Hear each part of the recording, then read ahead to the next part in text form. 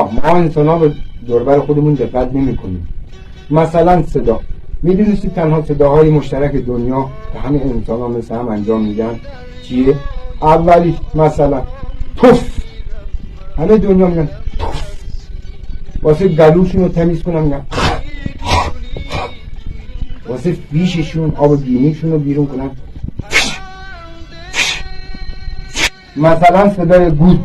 پس هممون انسانیم، هیچکی حق نداره به کسی فخر بپوشه. اون کسی که داره، اون کسی که نداره حق نداره به کسی که داره واسه اون کسی که نداره فخر بپوشه، قیافه بگیره. اون کسی که زور داره ولی اون کسی که زور نداره حق نداره به اون ظلم بکنه. هممون انسانیم، از یک جا گوش میدیم، از یک جا نفس میکشیم، از یک جا میخوریم، از یک جا دفع میکنیم. پس هممون انسانیم، با هم برادر و برابریم، از هممون یکسانیم. حق نداره کسی که شغل بهتر داره واسه اون که شغل نداره قیافه بگیره.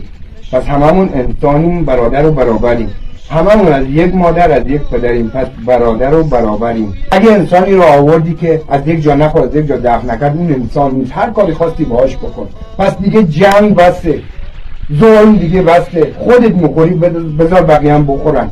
میخواد چه کار بشه؟ جنازه پیدا میکنن، مومیایی پیدا میکنن از 5000 سال پیش، 5000 سال گذشته. این 50-60 سال عمرهای ما میخواد نگذره. پس فقط از آدم یه خوبی میبینه. شما یک آدم پیدا بکن که بد باشه، ازش مقبره یا یادبودی مونده. به غیر از اماما تمام مقبره هاشون هستن از 1300 400 500 سال پیش. پس خوب باشیم با هم. بای.